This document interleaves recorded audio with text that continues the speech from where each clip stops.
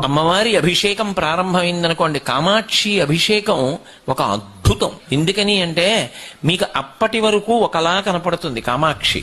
పసుపు నీళ్లు పోస్తారు ఆవిడ మీద. పసుపు నీళ్లు పొయ్యగానే నేను పరమ సత్యం చెప్తున్నా, రోమాంచితం అవుతుంది చూసేవాడికి. గాయత్రీ మంటపంలో కూర్చుని చూసే అదృష్టాన్ని పొందితే, అంటే దగ్గరగా గాయత్రీ మంటపంలో కూర్చుని చూస్తే మీరు పులకరించిపోతారు. ఎందుకో తెలుసా? పక పక పక పక నవ్వడం స్పష్టంగా కనపడుతుంది. అప్పటి వరకు కనపడదు. పసుపు నీళ్లు పొయ్యగానే ఆవిడ పాతివ్రత్యం, సువాసినిత్వం, ఎర్రగా ఇంత నవ్వు నవ్వుతుంది. అసలు నేను మీతో ఒక సత్యం చెప్తున్నాను, ఆవిడ ఇప్పటికీ కళ్ళు తిప్పుతుంది.